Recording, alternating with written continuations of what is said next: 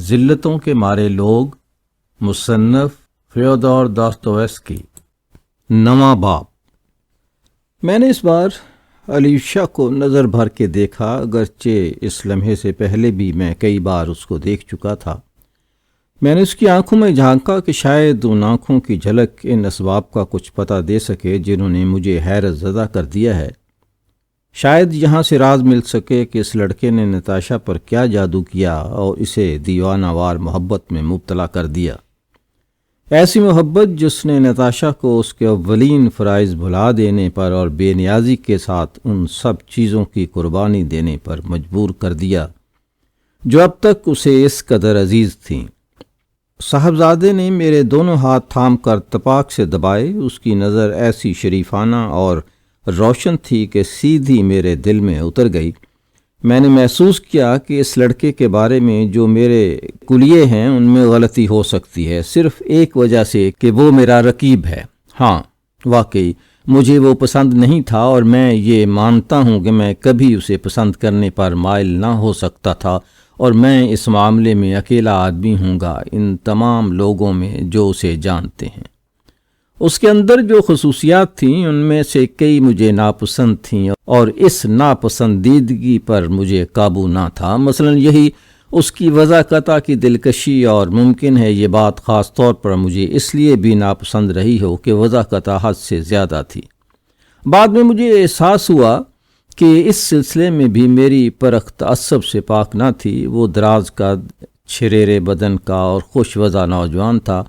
اس کا چہرہ ستواں تھا اور ہمیشہ چمپئی رہتا تھا، بالوں کا رنگ اجلا، آنکھیں بڑی بڑی، نرم و نازک، خواب آلود اور نیلی، جن میں بار بار لڑکپن کی سی بے اختیار بشاشت جھلک اٹھتی تھی۔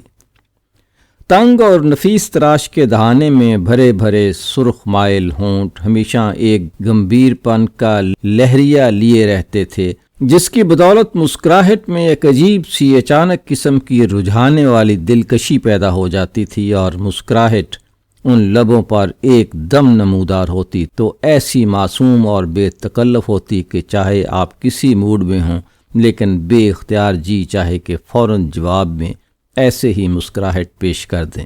لباس میں وہ کچھ ضرورت سے زیادہ اہتمام نہ کرتا تھا، بلکہ ہمیشہ خوش وضعی ملحوظ رکھتا تھا، اور صاف دیکھنے سے ہی پتہ چل جاتا تھا کہ لباس کا اس نفاست میں تکلف نہیں برتا گیا، بلکہ یہ خداداد چیز ہے۔ درست ہے کہ اس نوجوان میں کچھ کمزوریاں بھی تھیں، یعنی کچھ ایسی عادتیں جو دوسروں کو کھل جاتی ہیں اور اوپر کی اشرافیہ کی خصوصیات ہیں، مثلا من موجی پن، خود پسندی اور مہذب ڈھٹائی، لیکن وہ بذات خود اس قدر صاف گو اور سادہ دل تھا کہ ان کمزوریوں پر سب سے پہلے خود ہی اپنے آپ کو الزام دیتا اور ان کا اعتراف کر کے ہنس دیا کرتا تھا۔ مجھے لگتا ہے کہ یہ نوجوان کبھی اشارتاً بھی جھوٹ نہ بول سکتا تھا، اور اگر کبھی جھوٹی بات اس کے منہ سے نکل جاتی تو اسے شبہ بھی نہ گزرتا کہ غلط بات کہی گئی ہے، اور تو اور اس کی خود پسندی بھی ایک طرح سے اس میں کشش کا باعث بن گئی تھی، شاید اس لیے کہ وہ چھپی ہوئی نہیں بلکہ کھلی ہوئی تھی۔ اس کے بارے میں کوئی بات بھی ڈھکی چھپی نہ تھی۔ وہ نرم و نازک، دوسروں پر اعتماد کرنے والا اور رقیق القلب نوجوان تھا۔ قوت ارادی تو اس میں تھی ہی نہیں۔ اسے دھوکہ دینا یا دکھ پہنچانا ایسے ہی جرم یا بے رحمی ہوتی جیسے کسی بچے کو دھوکہ دینا یا دکھ پہنچانا۔ اپنی عمر کے باوجود وہ اس قدر بھولا تھا کہ اصل زندگی کی اسے خبر ہی نہ تھی، اور مجھے تو ایسا لگتا ہے کہ عمر عزیز کے 40 سال گزار کر بھی وہ اس قدر بھولا رہتا۔ ایسے لوگوں کو کہنا چاہیے کہ ساری عمر ہی عنفوان شباب کا کچا پن مقدر ہوا ہے۔ میں سمجھتا ہوں کہ شاید ہی کوئی انسان ہو جو اس کی محبت میں گرفتار نہ ہو جائے۔ وہ خود بھی آپ کے پہلو میں بچے کی طرح مچل جاتا۔ نتاشا نے سچ کہا تھا، اگر کوئی مجبوری ہی آ پڑتی اور کسی اثر سے مجبور ہو کر کوئی بری حرکت کر بیٹھتا تو کر سکتا تھا، لیکن بعد میں جب اسے اپنی غلطی کے نتیجے کا احساس ہوتا تو وہ پچھتاوے میں جان دے دیتا۔ نتاشا نے فطری طور پر یہ بھانپ لیا تھا کہ وہ اسے اپنے قابو میں کر لے گی اور جیسے چاہے گی چلائے گی، اور وہ اس کا شکار ہو جائے گا۔ نتاشا نے پہلے سے ہی اس لطف کا اندازہ کر لیا تھا جو ٹوٹ کر محبت کرنے میں آتا ہے، اور سمجھ لیا تھا کہ جسے پیار کیا جائے اسے صرف محبت سے ستانے میں کیا مزہ آئے گا، اور یہی وجہ رہی ہوگی کہ نتاشا نے پہلے خود کو اس پر قربان کر دینے میں اتنی جلدی کی۔ لیکن الیویشا کی آنکھوں میں بھی محبت موجزن تھی، اور وہ نتاشا کو پیار کے نشے میں چور آنکھوں سے تک رہا تھا۔ نتاشا نے مجھے فتح مند نظر سے دیکھا۔ اس لمحے وہ اور سب کچھ بھول گئی، اپنے والدین، ان سے جدائی، اپنے شکوک۔ وہ اس وقت خوش تھی۔ وانیا، وہ زور سے چلائی، میں نے ان کے ساتھ ناانصافی کی، میں ان کے قابل نہیں ہوں۔ الیویشا، میں سمجھی تم آؤ گے ہی نہیں، میری بدگمانی معاف کر دو۔ وانیا، میں اس کا کفارہ ادا کر کے دوں گی، اس نے کہا، اور الیویشا کو بے پناہ محبت کی نظر سے دیکھا۔ اس نے مسکرا کر نتاشا کا ہاتھ چوم لیا، اور اس کا ہاتھ تھامے تھامے وہ میری طرف مڑا اور بولا، مجھے الزام نہ دیجیے گا، میں بہت دنوں سے آپ سے بغلگیر ہونے کا آرزومند تھا۔ یہ مجھے آپ کے بارے میں اتنا کچھ بتا چکی ہیں، اب تک ہماری شاید ہی ملاقات ہوئی ہو، اور اسی لیے ہم ابھی تک دوست نہیں بن سکے۔ خیر، اب ہمیں دوست بن جانا چاہیے، اور یہ کہ ہمیں معاف کر دیجیے۔ اس نے اتنا کہا، کہتے ہوئے چہرے پر ذرا ہلکی سی سرخی دوڑ گئی، اور آواز میں دھیما پن تھا، لیکن ساتھ ہی ایسی دلکش مسکراہٹ بھی تھی کہ میں پورے دل سے اس کے لفظوں پر فدا ہو گیا۔ ہاں ہاں الیویشا، نتاشا بیچ میں بول پڑی، یہ تو ہمارے ہیں، ہمارے بھائی کی طرح ہیں، ہمیں پہلے ہی معاف کر چکے ہیں، اور ان کے بغیر ہمیں خوشی نصیب نہیں ہو سکتی۔ میں تو تمہیں سب کچھ بتا ہی چکی ہوں۔ اوہو، ہم کس قدر بے رحم لوگ ہیں الیویشا، لیکن ہم ساتھ رہیں گے، تینوں ایک ساتھ۔ وانیا، وہ بولے چلی گئی، اور اس کے ہونٹ لرزنے لگے۔ اب وانیا، تم ان کے پاس گھر واپس چلے جاؤ، تم نے کندن سی روح پائی ہے، اور اگر میرے والدین مجھے معاف نہ کریں تب بھی انہیں معلوم ہوگا کہ تم مجھے معاف کر چکے ہو تو میرے معاملے میں نرم پڑ جائیں گے۔ شاید انہیں سب کچھ بتا دینا، رتی رتی بتا دینا، خود اپنے لفظوں میں، اپنے دل سے مناسب لفظ اختیار کرنا، میری طرف سے بولنا، مجھے بچا لینا۔ تم جو سمجھے ہو وہ اسباب انہیں سمجھا دینا۔ تم جانتے ہو وانیا کہ مجھ میں ایسا کرنے کی جرت نہ ہوتی اگر تم آج میرے ساتھ نہ ہوتے۔ تم میری نجات ہو۔ تمہیں دیکھتے ہی فوراً میری آس بند گئی، کیونکہ میں نے سوچا کہ تم انہیں بتا سکتے ہو، تم سمجھا سکتے ہو، اور تمہارے سمجھانے سے اس واقعے کا پہلا دھچکا سہنا ان کے لیے آسان ہو جائے گا۔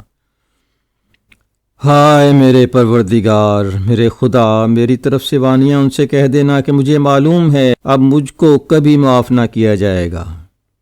اگر ماں باپ نے معاف کر بھی دیا تو خدا معاف نہ کرے گا۔ اگر انہوں نے مجھے آگ کر دیا تو بھی میرے منہ سے ہمیشہ ان کے لیے دعا ہی نکلے گی۔ جب تک جیوں گی خدا سے ان کے لیے دعائیں کرتی رہوں گی۔ میرا دل ان کے ساتھ ہے۔ ہاں، ہم سب خوش و خرم کیوں نہیں رہ سکتے؟ کیوں ہے ایسا کیوں ہے؟ میرے خدا، میں نے آخر میں یہ کیا کر دیا؟ ایک دم وہ چیخ پڑی، ایسے جیسے ہوش میں آ رہی ہو۔ اس کا سارا بدن خوف سے تھر تھر کانپنے لگا، اور اس نے ہتھیلیوں میں اپنا منہ چھپا لیا۔ الیویشا نے اس کے گرد بازو پھیلا دیا اور کچھ کہے سنے بغیر اسے لپٹا لیا۔ اس کے بعد کئی منٹ تک سناٹا رہا۔ اور آپ اس سے ایسی قربانی طلب کر سکے؟ میں نے اسے ملامت بری نظر سے دیکھتے ہوئے کہا، مجھے الزام نہ دیجیے۔ اس نے وہی لفظ دہرایا۔ میں آپ کو یقین دلاتا ہوں کہ یہ ساری مصیبت جتنی بھی کڑی ہے صرف دم بھر کی ہے۔ مجھے اس بات کا پکا یقین ہے کہ ہمیں ضرورت صرف اس کی ہے کہ ہمت اور دلیری سے کام لیں اور اس لمحے کو سہ جائیں۔ خود نتاشا بھی مجھ سے یہی بات کہہ چکی ہے۔ یہ خاندانی اکڑ، یہ خام خواہ کے جھگڑے، یہ احمقانہ عدالتی کارروائیاں، یہی سبب ہیں ساری مصیبت کا۔ آپ تو جانتے ہیں، لیکن میں اس پر کافی غور کر چکا ہوں۔ آپ کو یقین دلاتا ہوں ان سب کا قصہ پاک ہو جائے گا۔ ہم سب پھر گلے مل جائیں گے، اور پھر ہم سب خوش و خرم ہوں گے، یہاں تک کہ بڑے بوڑھے بھی ہم کو دیکھتے ہوئے خود اپنے تعلقات سدھار لیں گے۔ کسے خبر، شاید ہم دونوں کی شادی ہی وہ چیز ہو جو بڑے بوڑھوں کو صلح صفائی کے راستے پر لگانے کی ابتدا بن جائے۔ میں تو سمجھتا ہوں کہ ایسا ہو کے رہے گا۔ کہیے آپ کا کیا خیال ہے؟ آپ نے کہا کہ شادی کب ہونے والی ہے؟ میں نے نتاشا کو غور سے دیکھتے ہوئے پوچھا۔ کل، ورنہ پرسوں، زیادہ سے زیادہ پرسوں۔ یقیناً۔ دیکھیے، میں خود اس کے بارے میں صاف نہیں ہوں، اور آپ سے سچ بات کہوں، میں نے ابھی تک کوئی انتظام بھی نہیں کیا۔ مجھے خیال گزرا کہ شاید نتاشا آج نہ آئے گی۔ پھر اس کے علاوہ میرے والد کا اصرار تھا کہ آج ان کے ساتھ اپنی ہونے والی دلہن سے ملنے جاؤں۔ آپ جانتے ہیں وہ میرے لیے دلہن طے کر رہے ہیں۔ نتاشا نے آپ کو بتایا ہوگا، لیکن میں خود نہیں چاہتا۔ تو چنانچہ میں شادی کا کوئی اہتمام نہیں کر سکا ہوں، لیکن بہرحال پرسوں تک ہماری شادی ہو ہی جائے گی۔ میرا تو خیال یہی ہے، اور نہیں معلوم کہ اس کے علاوہ اور کیا صورت ہو سکتی ہے۔ کل ہم پسکوف روڈ پر ایک جگہ روانہ ہو جائیں گے۔ وہاں میرا اسکول کا ایک ساتھی ہے، بہت ہی عمدہ آدمی۔ یہ جگہ بہت زیادہ دور نہیں ہے، ایک نہ ایک دن آپ اس سے ضرور ملیں گے۔ وہاں گاؤں میں ایک پادری بھی رہتا ہے۔ اگرچہ مجھے ٹھیک نہیں معلوم کہ وہاں موجود ہے یا نہیں، مجھے پہلے سے اس کا پتہ چلا لینا چاہیے تھا، لیکن اس کا وقت ہی نہیں ملا۔ خیر، یہ سب چھوٹی چھوٹی باتیں ہیں۔ واقعی اہم بات جو ہے وہ یہ کہ اصل چیز کو مد نظر رکھا جائے۔ آس پاس کے کسی نہ کسی گاؤں سے کسی پادری کو بلوایا ہی جا سکتا ہے نا؟ کیا رائے ہے؟ وہاں قریب میں اور گاؤں بھی ہوں گے ضرور۔ افسوس کی بات ہے کہ میں ان لوگوں کو 2 سطر کا پرزہ بھی نہیں لکھ سکا۔ مجھے پہلے سے ہی اطلاع بھیج دینی چاہیے تھی کہ ہم لوگ آ رہے ہیں۔ ہو سکتا ہے کہ میرا دوست ہی گھر پر موجود نہ ہو، مگر ان چھوٹی چھوٹی فکروں میں کیوں پڑا جائے؟ اگر ہمارا فیصلہ اٹل اور ارادہ مضبوط ہے تو سب کچھ ٹھیک ہو جائے گا۔ کہ یہ ہے نا یہ بات؟ اور اس عرصے میں کل تک یا پرسوں تک نتاشا یہاں میرے ساتھ رہے گی۔ میں نے الگ سے ایک مکان لے لیا ہے جہاں ہم واپسی پر ساتھ رہیں گے۔ اب میں اپنے والد کے گھر واپس نہ جاؤں گا۔ کیا جانا ہے؟ آپ آئیں گے اور وہاں ہم سے ملیں گے۔ میں نے اس مکان کو اتنا عمدہ بنایا ہے کہ بس میرے اسکول کے یار دوست بھی وہیں ملنے آیا کریں گے۔ شام کی دعوتوں کا انتظام رہے گا۔ میں حیرت اور سراسیمگی سے اس کا منہ تکتا رہ گیا۔ نتاشا کی آنکھیں رحم طلب اندازے میں مجھ سے کہہ رہی تھیں کہ ذرا نرمی برتو اور الویشا کے بارے میں سختی سے کوئی فیصلہ نہ کرو۔ اس نے خود الویشا کی گفتگو ذرا زہر خند کے ساتھ سنی، مگر ساتھ ساتھ وہ اس نوجوان کو ایسے پیار سے دیکھ رہی تھی جیسے کوئی پیارے ہنستے کھیلتے بچے کو دیکھتا ہے، اور اس کی فضول مگر پیاری بڑبڑ سنے جا رہی تھی۔ میں نے نتاشا کو ملامت بھری نظر سے دیکھا۔ مجھے سخت خوف ہو رہی تھی۔ لیکن آپ کے والد بزرگوار، کیا آپ کو پکا یقین ہے کہ وہ آپ کو معاف کر دیں گے؟ کرنا ہی ہوگا، ورنہ اور کیا کر سکتے ہیں؟ اس نے جواب دیا۔ میرا مطلب ہے کہ ہوگا یہ کہ اول تو وہ مجھے برا بھلا کہیں گے، آگ کر دیں گے۔ دراصل مجھے یقین ہے کہ ایسا ہی ہوگا۔ وہ اسی قسم کے آدمی ہیں، اور پھر میرے ساتھ سختی بھی بہت کرتے ہیں۔ ممکن ہے کہ میرے خلاف کوئی کارروائی بھی کر ڈالیں، یعنی یوں کہنا چاہیے کہ پدرانہ اختیارات سے کام لیں گے۔ مگر آپ جانتے ہیں یہ کوئی ایسی بات نہیں ہے۔ وہ مجھ سے محبت بھی بے حد کرتے ہیں۔ خفا ہوں گے تو تھوڑے عرصے کے لیے ہی ہوں گے، پھر درگزر کریں گے۔ پھر کیا ہوگا؟ سب کو صبر آ جائے گا اور پھر سب خوش ہو جائیں گے، خود نتاشا کے ابا بھی۔ اچھا، آپ نے یہ بھی سوچا کہ اگر آپ کے والد بزرگوار نے آپ کو معاف نہ کیا تو کیا ہوگا؟ معاف تو یقیناً کریں گے، البتہ یہ ممکن ہے کہ اتنی جلدی ایسا نہ ہو۔ تو پھر کیا جاتا ہے؟ میں ان پر ثابت کر دوں گا کہ دیکھیے، مجھ میں بھی کریکٹر ہے۔ وہ ہمیشہ مجھے برا بھلا کہتے ہیں کہ مجھ میں کریکٹر نہیں، ارادے اور دماغ کا کمزور ہوں۔ اب وہ دیکھ لیں گے کہ آیا میں دماغ کا کمزور ہوں یا نہیں۔ شادی شدہ ہو جانا کوئی مذاق تھوڑی ہے نا؟ اب میں کوئی لڑکا ہی تھوڑا رہوں گا، مطلب یہ کہ دوسرے لوگوں کی طرح میں بھی ہو جاؤں گا، یعنی جیسے اور شادی شدہ لوگ ہوتے ہیں۔ خود کام کروں گا اور رہوں گا۔ نتاشا کہتی ہے کہ جیسے ہم لوگ رہتے ہیں ایسے دوسروں کی کمائی پر بسر کرنے سے یہ کہیں اچھا ہے کہ آدمی اپنی کمائی پر بسر کرے۔ کاش آپ کو معلوم ہوتا کہ نتاشا کیا اچھی اچھی باتیں مجھے بتاتی ہے۔ مجھے تو کبھی اپنے آپ سے ان کا خیال بھی نہیں آ سکتا تھا۔ میری پال پوس دوسری طرح سے ہوئی ہے۔ تعلیم مختلف قسم کی ملی ہے، یہ بالکل صحیح ہے، اور خود میں بھی جانتا ہوں کہ ذرا من موجی آدمی ہوں اور بمشکل کسی کام کے لائق ہوں۔ لیکن آپ جانتے ہیں کہ پرسوں مجھے کیا اعلیٰ درجے کا خیال آیا، میں ابھی آپ کو بتاتا ہوں، اگرچہ یہ وقت نہیں ہے اس کے بیان کرنے کا، لیکن نتاشا کے بھی کان میں پڑنا چاہیے اور آپ بھی اس پر اپنا مشورہ دے سکیں گے۔ دیکھیے، میں کہانیاں لکھا کروں گا اور رسالوں کے ہاتھ بیچ دیا کروں گا جیسے آپ کرتے ہیں۔ ایڈیٹوں کے معاملے میں آپ میری مدد کریں گے نا؟ آپ کا مجھے بڑا آسرا ہے۔ کل ہی کی بات ہے کہ میں رات بھر لیٹا ہوا ایک ناول کا خاکہ سوچتا رہا، بالکل تجربے کے طور پر، اور آپ جانتے ہیں اس خاکے سے خاصی اچھی پیاری سی چیز نکل سکتی تھی۔ میں نے مضمون سکریپ کے ایک تربیے سے لیا ہے، خیر تو میں اس کے بارے میں پھر بتاؤں گا۔ بڑی بات یہ ہے کہ وہ لوگ اس کی قیمت ادا کر دیں گے۔ آپ کو لکھنے کا روپیہ ملتا ہے نا؟ میں مسکراہٹ ضبط نہ کر سکا۔ آپ تو مسکرا رہے ہیں، وہ جواب میں مسکراتے ہوئے بولا، لیکن میں کہتا ہوں، اس نے ناقابل یقین سادگی سے کہا، یہ مت سمجھیے کہ میں اس قدر بدھو ہوں جیسا نظر آتا ہوں، واقعی میری قوت مشاہدہ بے انتہا تیز ہے۔ آپ خود دیکھ لیں گے تو پھر کوشش کیوں نہ کر دیکھوں، ممکن ہے کچھ بات بن جائے، مگر اتنا کہنے کی جرت کروں گا کہ آپ ہی صحیح ہیں۔ دراصل مجھے اصلی زندگی کا پتہ نہیں ہے، نتاشا بھی یہی کہتی ہے، اور واقعہ یہ ہے کہ ہر شخص یہی کہتا ہے۔ میں کیسا ادیب بنوں گا بھلا؟ آپ ہنس لیجئے، مگر اتنا کیجئے کہ میری غلطی پر ٹوک دیجئے، نتاشا کی خاطر یہ تکلیف کیجئے، آخر اس سے آپ محبت تو کرتے ہیں۔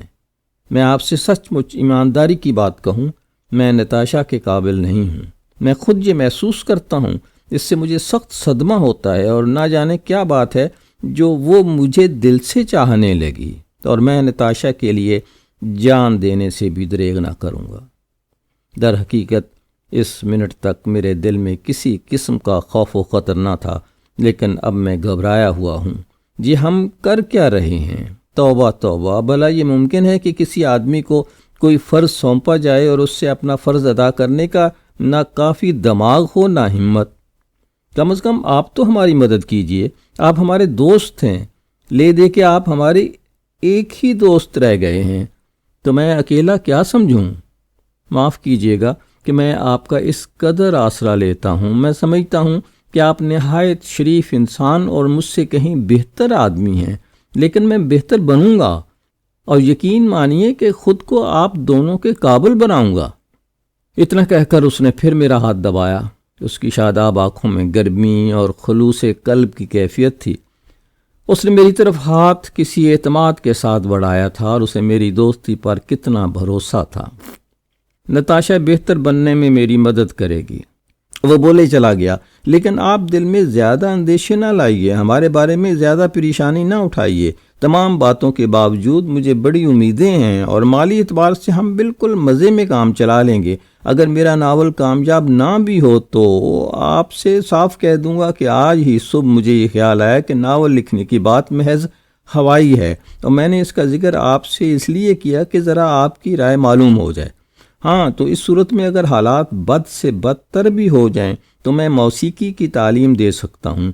آپ کو شاید پتہ نہ ہوگا کہ میں موسیقی کے مضمون میں تیز رہا ہوں، اس طرح کے کام کی روزی سے مجھے شرم تھوڑی آئے گی۔ اس سلسلے میں میرے خیالات کافی روشن اور ترقی یافتہ ہیں۔ اس کے علاوہ ہمارے پاس بہت سی چھوٹی چھوٹی قیمتی چیزیں موجود ہیں، جیسے سنگھار میز کا سامان ہے، بھلا ان کی ہمیں کیا ضرورت؟ میں ان سب کو بیچ ڈالوں گا، اور آپ جانیے تھوڑے عرصے انہی پر گزر بسر ہو سکتی ہے، اور پھر بھی اگر فرض کیجئے حالات بد سے بدتر ہی ہوتے گئے تو میں کسی محکمے میں نوکری کر لوں گا۔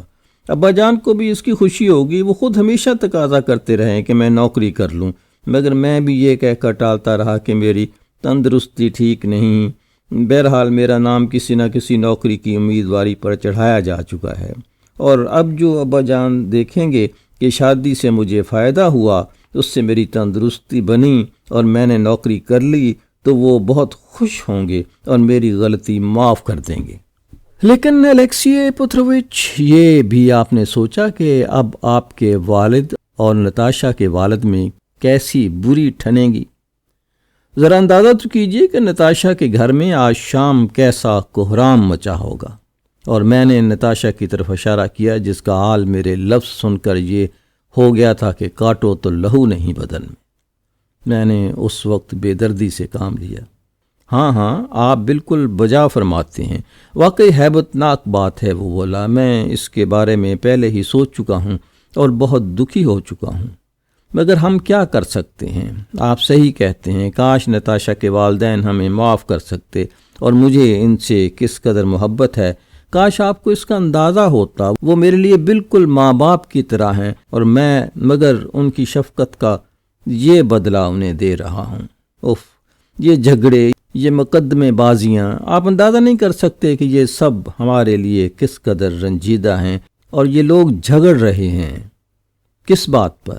ہم سب ایک دوسرے کو اس قدر چاہتے ہیں، پھر بھی وہ ہیں کہ جھگڑ رہے ہیں۔ ان میں صلح صفائی ہو جائے اور بس قصہ قضیہ ختم۔ میں ان کی جگہ ہوتا تو یہی کرتا، واقعی یہی کرتا میں تو۔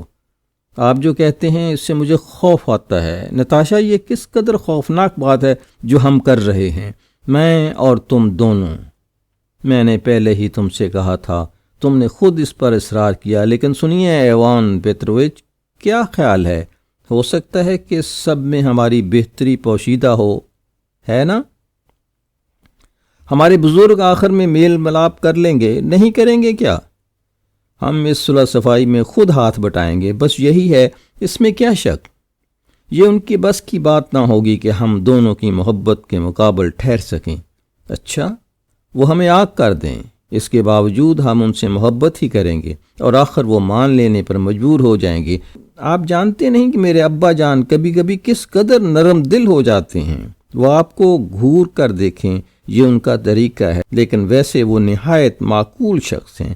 کاش آپ کو خبر ہوتی آج وہ کس نرمی اور شفقت کے ساتھ مجھ سے باتیں کرتے رہے، مجھے سناتے رہے، اور آج ہی کے دن میں ان کی مرضی کے خلاف چل رہا ہوں۔ اس سے مجھے بڑا رنج ہوتا ہے۔ یہ کیسے احمقانہ واہمے ہیں، بالکل پاگل پن۔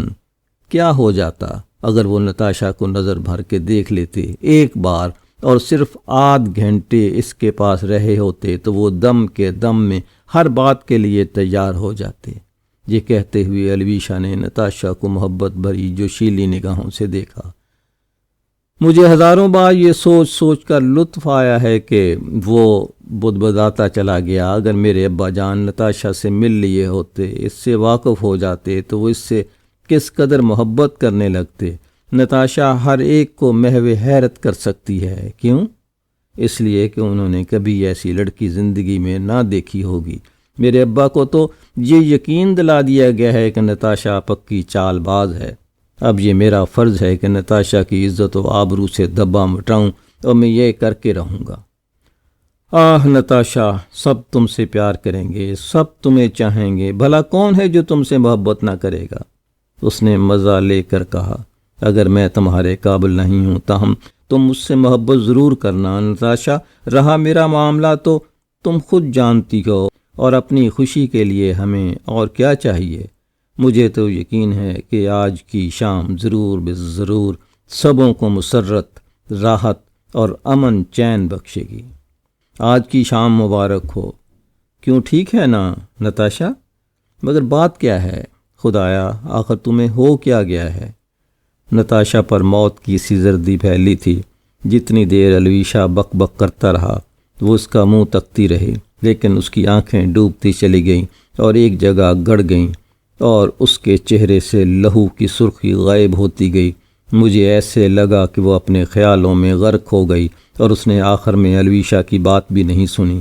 الویشا نے جو ایک دم اسے چونک کر پکارا، اس سے غالباً وہ ہوش میں آئی، چاروں طرف نظر گھما کر دیکھا، اور ایک دم تیزی سے میری طرف بڑھی، بہت پھرتی سے، اور ایسے جیسے الویشا سے چھپانے کی فکر ہو۔ اس نے جیب سے ایک خط نکالا اور مجھے دے دیا۔ یہ والدین کے نام خط تھا جو نتاشا نے ایک دن پہلے لکھا ہوگا۔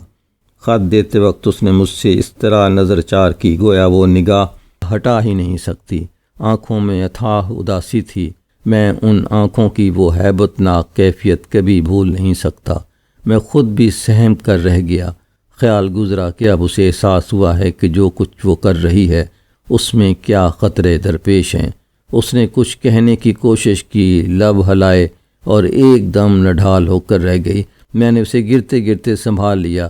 الویشا خطرے سے سہم کر پیلا پڑ گیا۔ اس نے نتاشا کی کن پٹی سہلائی، ہاتھوں کو چوما، لبوں کو بوسہ دیا۔ 2 منٹ میں اسے ہوش آیا۔ الویشا جس گھوڑے گاڑی میں آیا تھا وہ دور نہیں کھڑی تھی۔ الویشا نے گاڑی بلا لی۔